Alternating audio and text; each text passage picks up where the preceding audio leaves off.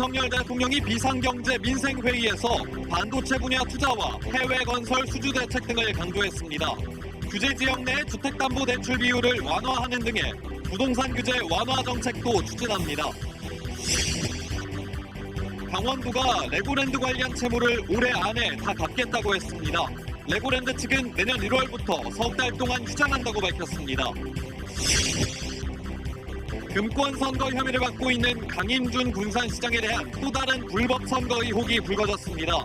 선거운동에 장애인 단체를 동원하면서 사무실을 주겠다고 약속했다는 의혹인데 경찰은 혐의가 인정된다고 보고 있습니다. 태양광 발전 사업에 투자한 시민들에게 이익을 돌려주는 방식인 군산시 공공펀드가 위기를 맞고 있습니다. 금융감독원이 펀드 모집 승인을 미룬 건데 펀드 설계가 부실하다는 비판도 나옵니다. 지역 문화계 소식을 둘러보는 문화K. 오늘은 동서양의 유명 고전을 현대적인 시선으로 재해석한 공연들을 소개합니다.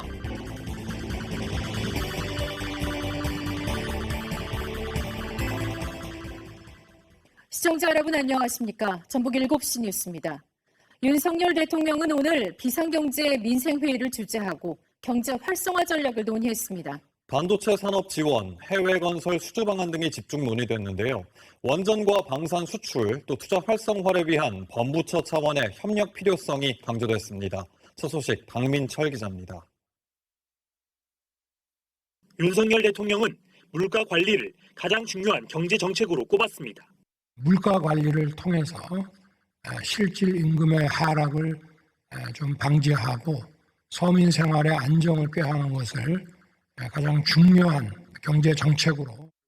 하지만 고금리로 가계와 기업 등의 경제 활동이 위축됐다며 이런 상황에는 탄력을 불어넣어야 한다고 했습니다.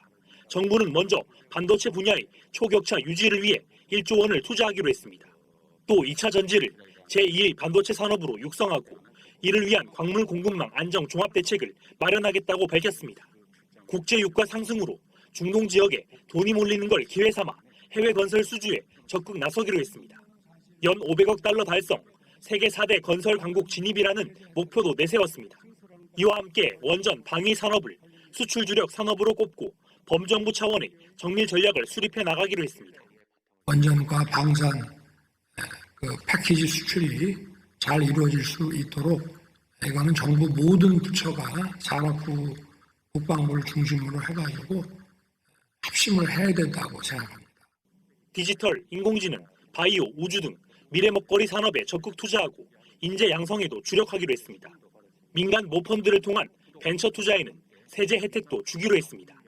윤 대통령은 이 같은 정부 차원의 노력과 함께 민간 부분이 더 잘 뛸 수 있도록 뒷받침해야 한다고 강조했습니다.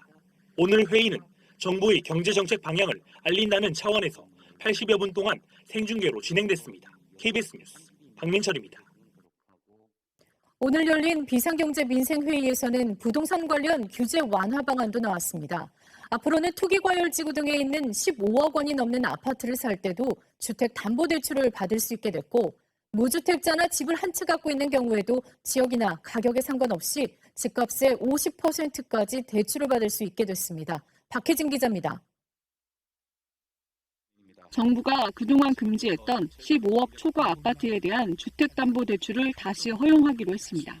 정부는 오늘 열린 대통령 주재 제11차 비상경제 민생회의에서 이 같은 내용을 담은 부동산 대출 규제 단계적 정상화 방안을 발표했습니다. 거래가 위축되고 과도한 규제로 내 집 마련이나 주거 이동에 어려움을 겪는 상황을 해소하겠다는 게 정부 의도입니다.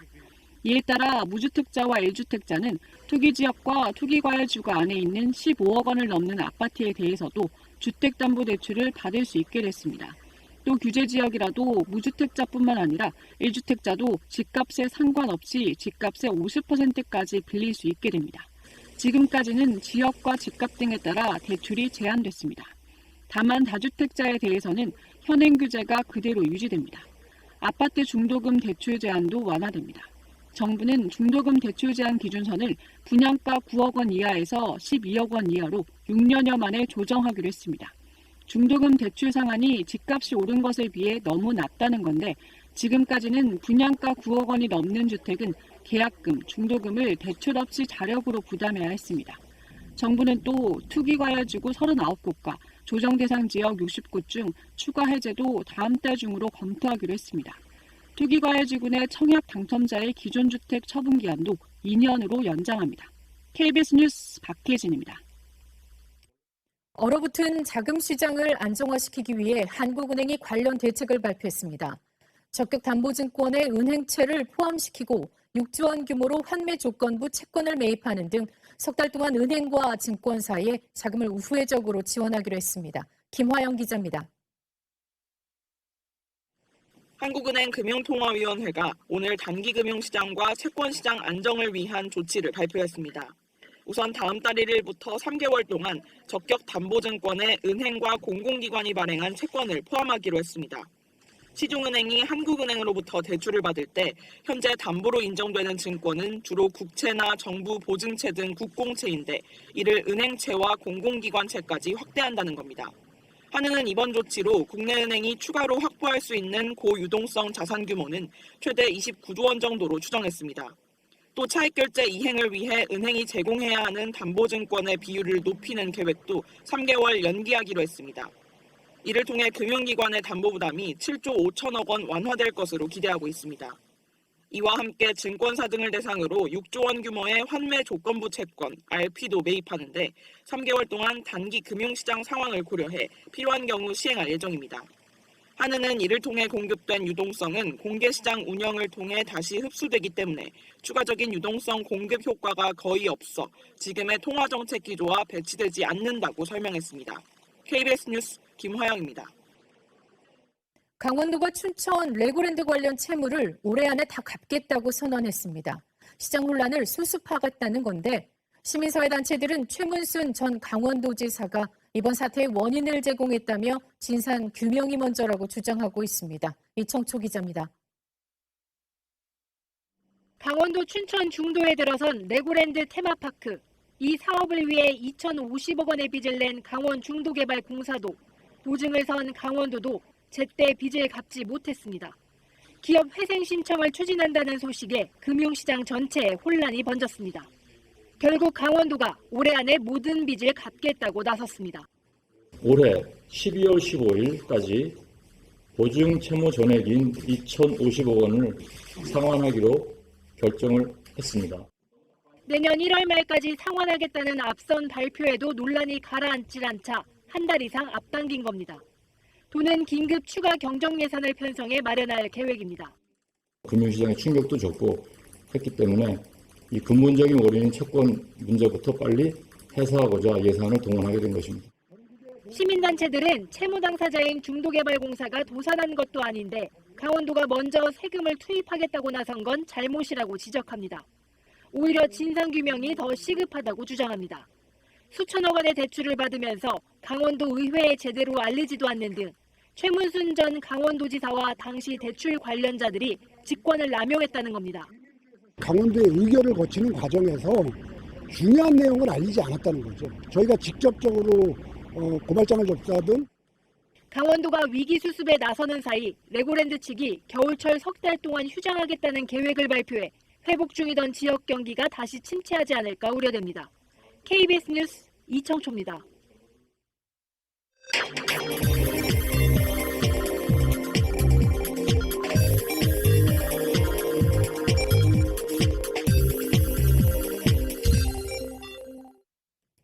군산시는 시민들이 참여하는 공공펀드를 만들어 육상 태양광 발전 사업에 투자하면 이익을 돌려주는 사업을 추진하고 있는데요. 그런데 금융감독원이 펀드 모집 승인을 미루면서 위기를 맞고 있습니다. 군산시가 펀드 설계를 부실하게 했다는 비판까지 나오고 있습니다. 조경모 기자입니다. 지난해 12월부터 본격적으로 운영을 시작해 연간 12만 메가와트 전기를 생산하는 군산시민 태양광 발전소입니다. 군산시 출자기관인 군산시민발전과 서부발전 등이 1,200억 원을 투자해 조성했습니다. 군산시는 당초 지난 2월부터 시민펀드를 통해 660억 원 정도를 모집할 계획이었습니다. 시민펀드는 투자자들에게 연간 7% 정도를 수익으로 돌려주는 구조로 설계됐습니다. 하지만 금융감독원이 시민펀드 모집 승인을 기약 없이 미루면서 사실상 사업이 무산될 위기에 처했습니다. 감사원이 시민펀드 조성 과정을 감사하고 있는 점 등이 영향을 미친 것으로 알려졌습니다. 그런데 애초 군산시가 펀드 설계부터 부실하게 했다는 비판이 나오고 있습니다. 펀드 투자자를 군산 시민으로 제한한 게 금융소비자보호법 등의 차별금지 조항을 위반할 가능성이 크다는 겁니다. 차별금지 조항이 뭐냐면 어떤 특정 지역, 그러니까 군산 시민만을 상대로 펀드를 판매한다는 것 자체가 위법입니다. 그렇기 때문에 그 처음 스타트 자체가 잘못된 거죠. 군산시는 지역 상생형 특성상 다른 지역으로까지 투자 범위를 확대하기는 어려웠다고 말합니다. 지역 제한이 안 된다는 의견도 있기는 했습니다. 그런데 또 금감원 협의를 하면은 잘하면 가능할 수도 있다. 그런 의견도 있었기 때문에 펀드가 승인된다 하더라도 7% 수익률로는 고금리 시대 투자처로서 매력을 잃어버린 상황. 전국에서 처음으로 지역민과 함께 이익을 나눠 갖겠다며 시도한 시민펀드가 군산시의 안일한 사업 추진으로 좌초 위기를 맞고 있습니다. KBS 뉴스 조경모입니다.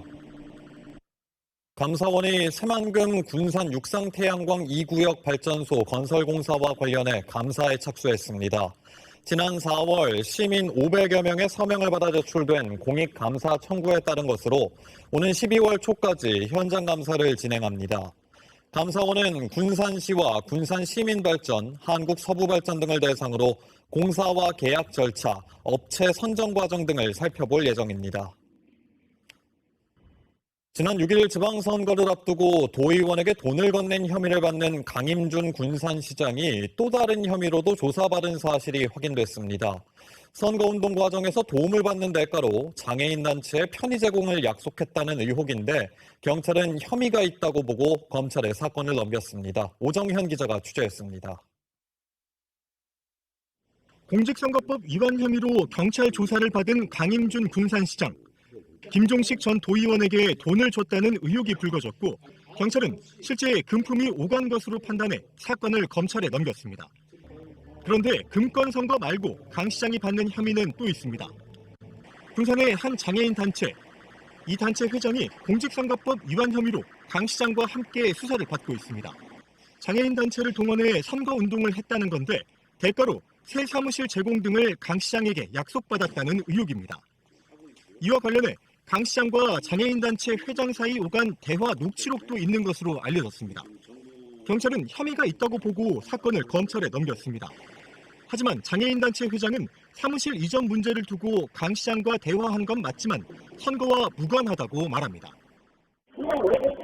그래서 우리가 문제 돼야 된다 이거를 사무실에 대한 것을 준비를 얘기가 돼 있었어요.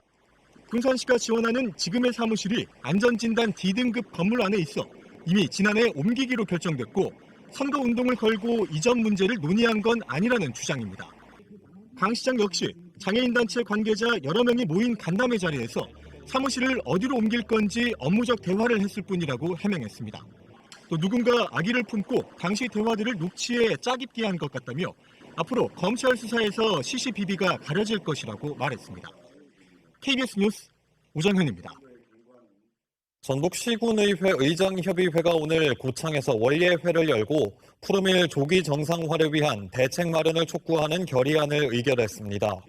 협의회는 임실에 있는 푸르밀의 영업 종료 통보로 낙농가를 비롯해 관련 종사자들의 큰 피해가 예상된다며 구체적이고 실질적인 보상책과 경영 정상화를 위한 대책 마련을 촉구했습니다. 또 남원 국립공공의대 설립과 원자력 발전에 따른 지역자원시설세 지급을 방사선 비상계획구역으로 확대하는 지방세법 개정 촉구 결의안도 의결했습니다. 완주전주 통합추진연합회가 이번이 완주전주 통합의 마지막 기회가 될 거라며 지자체와 정치권이 적극적으로 나서야 한다고 강조했는데요. 앞서 완주군 애향운동본부는 일방적인 추진에 반대한다는 입장을 내놨습니다. 한주연 기자입니다. 10년 전 당시 김완주 전북도지사와 송화진 전주시장, 임정엽 완주군수는 완주 전주 통합 공동건의서에 이어 상생발전사업 실천 협약서에도 서명했습니다. 실천 협약을 체결함으로써 전주 완주 통합 논의는 실천의 단계로 이제 진일보한 것입니다. 하지만 이듬해 완주군민을 대상으로 한 주민투표에서 반대 의견이 50%를 넘어 무산됐습니다. 완주전주통합추진연합회는 통합청사 완주군 건립과 종합스포츠타운 건설 등 당시 건의문과 협약서를 새롭게 검토할 것을 지자체와 정치권에 촉구했습니다. 내년 11월까지 통합 시의 발전 방향과 비전에 대한 객관적인 용역 결과를 제시해 완주 군민의 호응을 얻어야 한다고 주장했습니다. 전주시는 민관 정의 참여하는 통합추진 범도민 상설 대책기구 설치 및 운영을 전라북도에 적극 건의하고 수용될 수 있도록 최선을 다해 주시기 바랍니다. 완주 군민의 여론도 혐오시설 이전 등을 우려하던 과거와 달라졌다며 이번이 통합을 추진할 수 있는 마지막 기회가 될 것이라고 강조했습니다. 부산, 울산, 경남 통합, 대구, 경북 통합 이런 대외적인 여건이 전라북도 사람들을 각성시키고 있습니다. 그래서 이제 우리도 통합하지 않으면 공멸의 길로 들어간다는 인식들이 연합회는 우범기 전주시장을 면담한 자리에서 완주 전주 통합이 성공적으로 추진되면 통합시장 불출마를 결단할 것도 요청했습니다. KBS 뉴스 한주연입니다. 민관 정의 참여해 완주 전주 통합을 논의하자는 주장이 제기된 가운데 완주군이 오는 31일로 예정된 전라북도 전주시와의 완주 전주 상생협력사업 추진협약식을 취소했습니다. 완주군은 상생협력을 행정통합의 전 단계로 보는 섣부른 오해와 왜곡된 해석이 완주 군민을 혼란스럽게 한다고 비판하면서도 모든 사업을 취소하는 건 아니라고 덧붙였습니다. 이와 관련해 전라북도와 전주시는 완주 지역의 여론을 지켜보겠다는 입장을 밝혔습니다. 전라북도 감사 결과 전북장애인체육회 사무처장은 회장이 정해야 할 자신의 연봉을 2014년부터 2017년까지 스스로 책정한 것으로 드러났습니다. 2018년부터 지난해까지 기본 연봉액을 규정과 다르게 산출해 정해진 금액보다 5,400여만 원 더 받았고 올해는 연봉이 과다 지급된 사실을 알고도 석 달 동안 300여만 원을 더 받아간 것으로 조사됐습니다.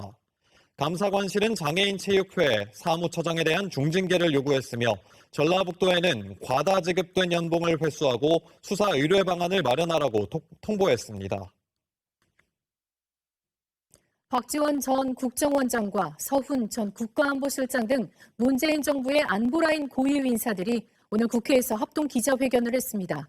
이들은 서해 공무원 피격 사건과 탈북민 북송 사건 당시 정부 대응에는 문제가 없었고 검찰의 수사 등은 근거 없는 마구잡이 보복이라고 주장했습니다. 송낙규 기자입니다.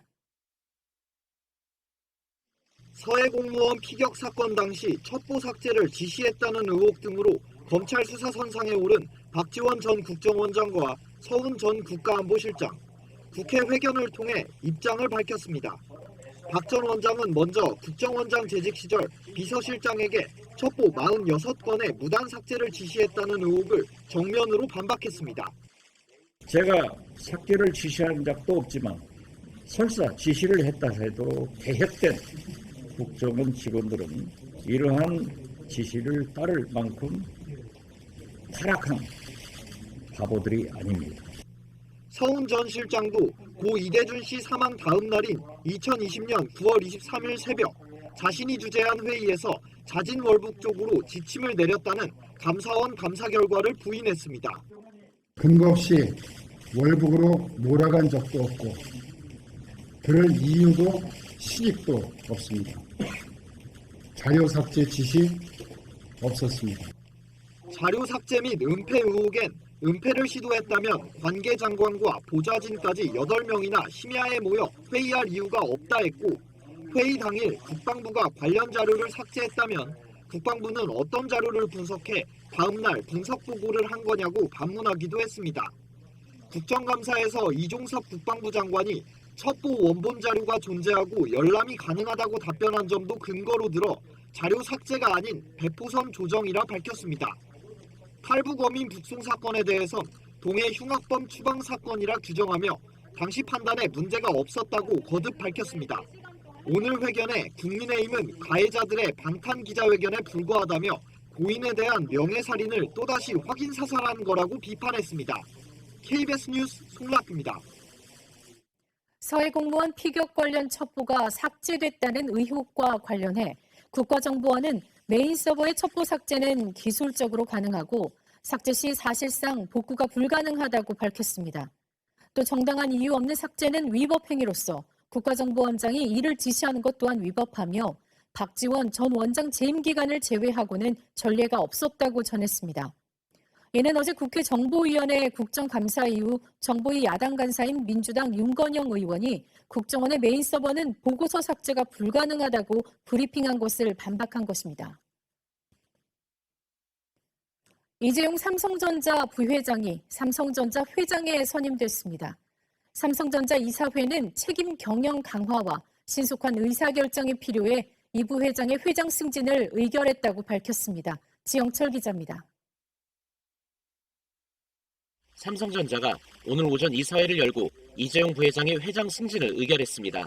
삼성전자 이사회는 글로벌 대외 여건이 악화되고 있는 가운데 책임 경영 강화와 경영 안정성 제고, 신속하고 과감한 의사결정이 필요해 이같이 결정했다고 밝혔습니다.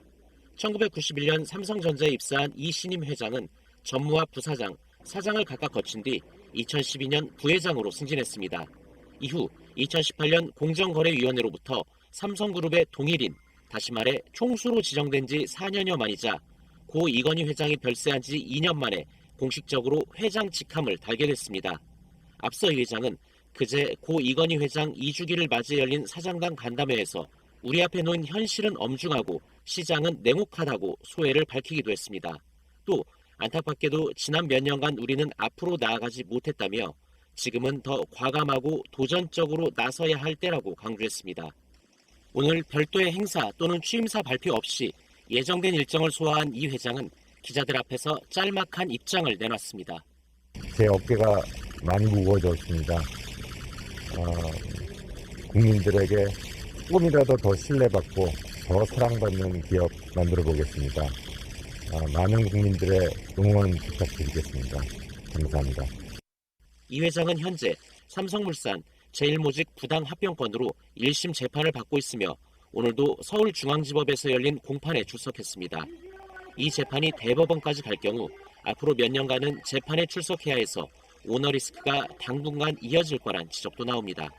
KBS 뉴스 지형철입니다. 현대기아차 사내 하청 노동자들이 2010년부터 회사를 상대로 직접 고용 관계를 인정해달라며 낸 소송에서 최종 승소했습니다. 대법원 일부는 오늘 현대기아차 생산공장의 사내협력업체 소속 노동자 430명이 현대기아차를 상대로 낸 근로자 지위 확인 등 청구 소송 6건에 대한 상고심에서 원고 일부 승소 판결한 원심을 확정했습니다. 이에 따라 현대기아차는 소송을 제기한 직원들을 직접 고용하고 직고용으로 받을 수 있었던 임금 차액을 지급해야 합니다. 전농 전북도연맹과 전여농 전북도연합, 전국쌀 생산자협회 전북본부는 오늘 전북도의회에서 기자회견을 열고 정부가 시장경리를 발표했음에도 쌀값 문제는 여전히 해결되지 않고 있다며 지자체의 선제 대응을 촉구했습니다. 농민재난지원금 지급과 도직불금 예상 증액, 쌀값 폭락 보전 대책, 필수 농자재 지원책 등을 전라북도에 요구했습니다. 이어 다음 달 3일 전북 농민대회를 열고 김관영 도지사와의 면담을 추진하기로 했습니다. 해양수산부가 갯벌 세계자연유산 보전본부 건립지로 전남 신안군을 선정했습니다. 공모에 참여했던 고창군은 우리나라 갯벌의 중간이라는 점과 생태 관련 국립시설이 없다는 점을 내세웠지만 탈락했습니다. 해수부는 공모에서 떨어진 지역에 방문자 센터 설립을 추진할 예정입니다.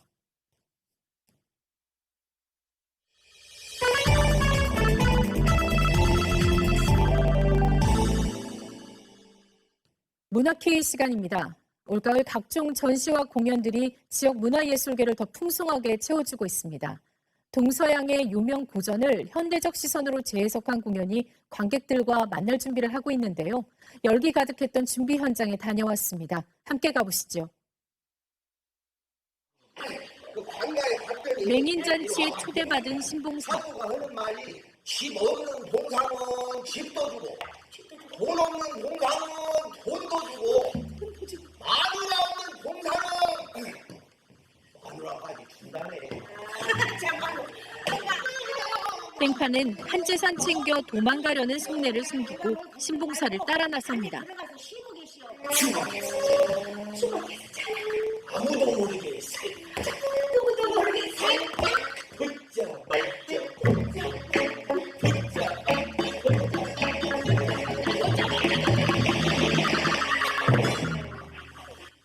뭐 어느 부분이 없어요. 처음부터 끝까지. 그리고 우리가 내용을 뻔히 아는 내용이기 때문에 굳이 생각할 필요도 없고 그때그때 그냥 장면에 따라서 그냥 보시면 웃음이 나올 거예요.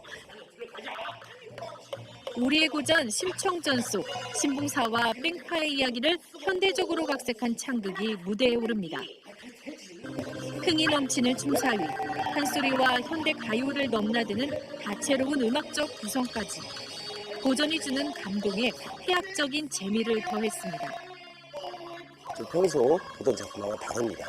사물놀이 팀도 등장을 하고요. 그리고 줄봉사들도 있고, 뭐 안악들도 있고, 그리고 그 호랑이도 나옵니다. 아마 이번 작품이 처음일 텐데요. 음악적으로도 아주 다양하게 구성이 되어 있어요. 아버지를 영원히 사랑하고 효도하겠다고 맹세했던 두 딸과 행복한 노년을 꿈꿨던 리어 왕.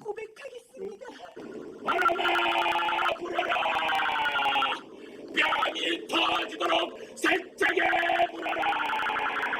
멋대로 해도 권력과 재산을 딸들에게 모두 주고 난 뒤 처참하게 버려진 왕은 광기와 고독에 휩싸여 끝내 회복할 수 없는 나락에 떨어집니다.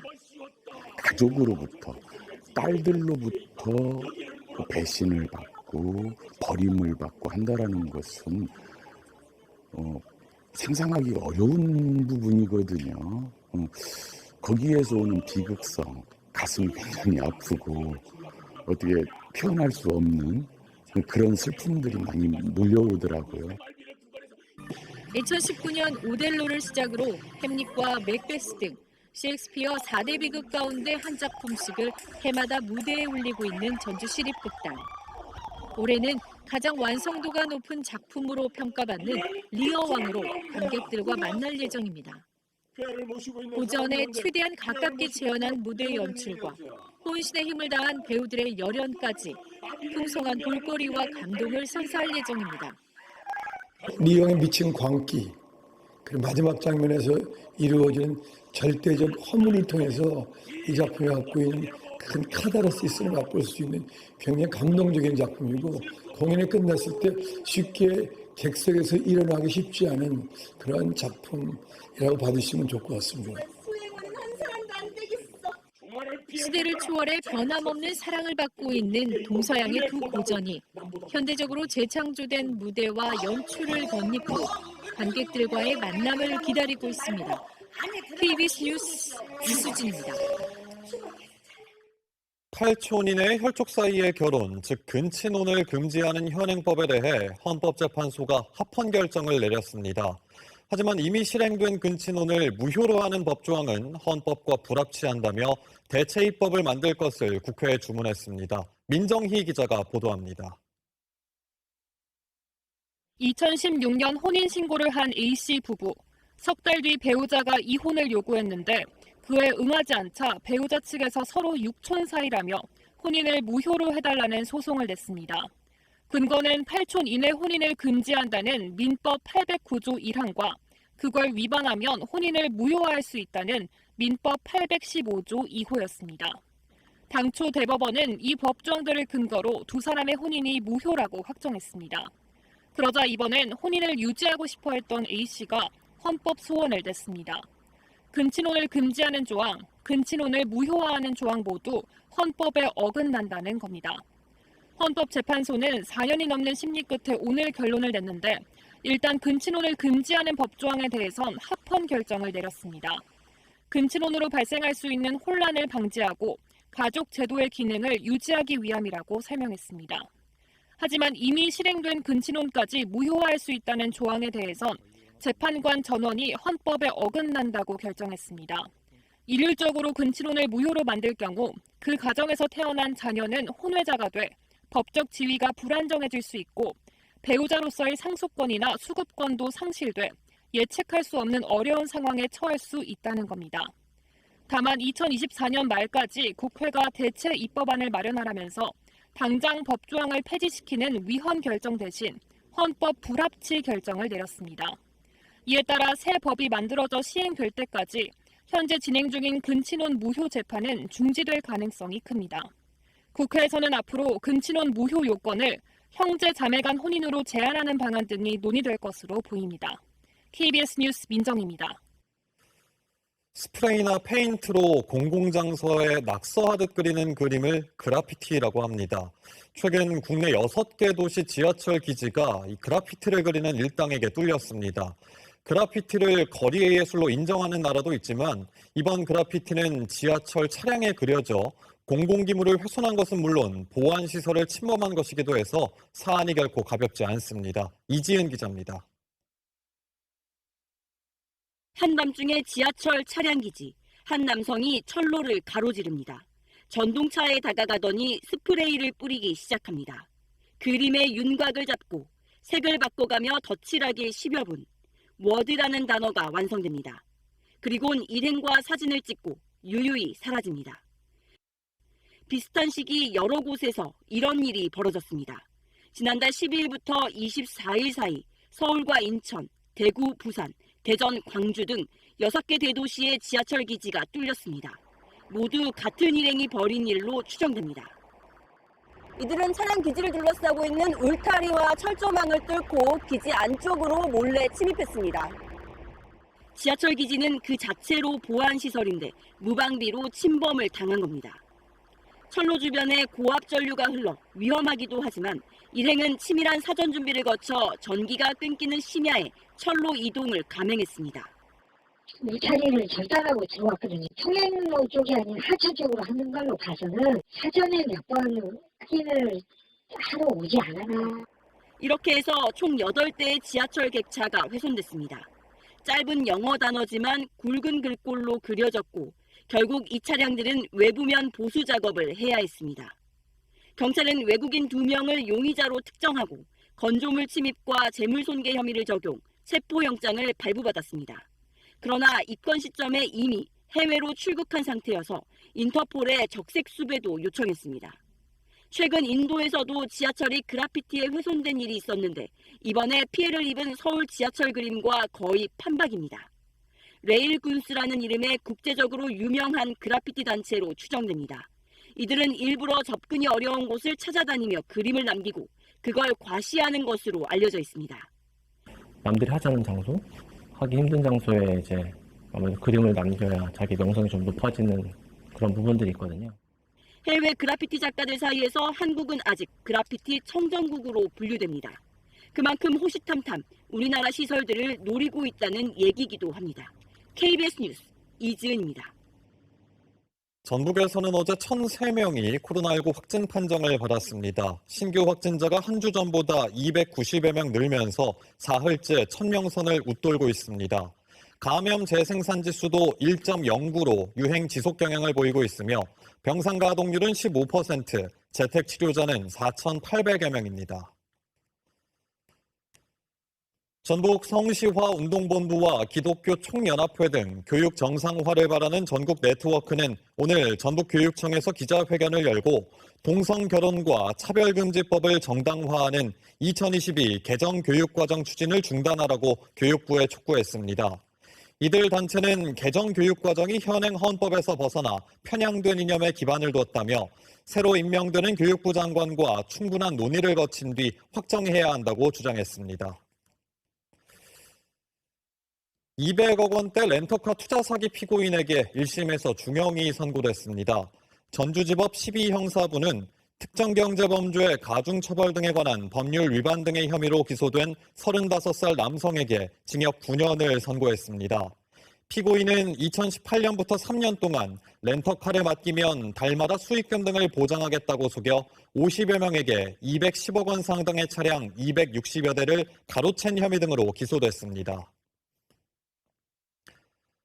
보호관찰기관의 승용차를 훔쳐 무면허로 운전한 10대가 적발돼 소년원에 수용됐습니다. 전주 보호관찰소는 어제 새벽 1시쯤 전주시 한 도로에 주차된 승용차를 훔쳐 달아난 혐의로 10대 소년을 붙잡아 조사한 뒤 광주소년원에 유치했습니다. 이 소년은 후배 2명과 함께 전주 일대를 돌며 문이 열린 승용차 등을 골라 현금과 상품권 등을 훔친 사실도 경찰 조사에서 추가로 드러났습니다. 고창 강호항공고등학교를 졸업한 김동욱 선수가 미국 클리블랜드에서 열린 올해 국제기능올림픽 용접 분야에서 금메달을 거머쥐었습니다. 김동욱 선수는 2018년 전국기능대회 우수상, 2020년 국가대표 평가전 1위 등을 거쳐 이번 국제기능올림픽에서 세계 1위의 쾌거를 달성했습니다. 2년마다 열리는 국제기능올림픽은 전 세계 청년 기능인들이 실력을 겨루는 최고 권위의 직업기술대회입니다. 전주비전대학교는 오늘과 내일 이틀 동안 교내 문화체육관에서 2022 비전 엑스포 졸업작품전을 엽니다. 전문학사와 전공 심화과정 졸업반 작품 150여 장을 전시하고 뷰티 페스타와 태권도 퍼포먼스 공연 등 다양한 행사도 선보입니다.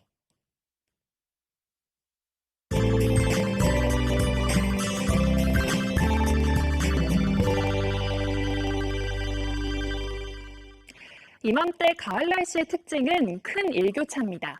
내일도 아침에는 다소 쌀쌀하겠지만 낮 동안 가을볕의 기온이 크게 오르면서 전주가 21도, 장수가 20도 등 20도를 웃도는 곳이 많겠습니다.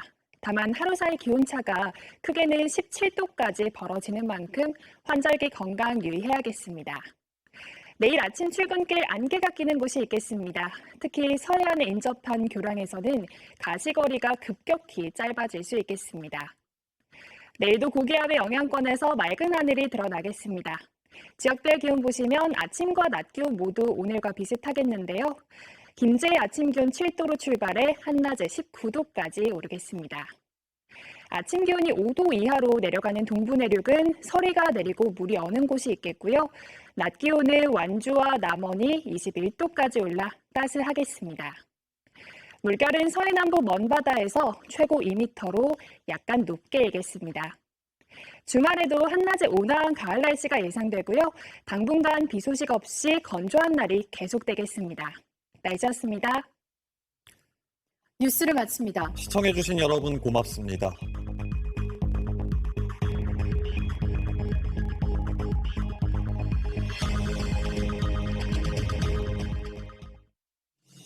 코로나19를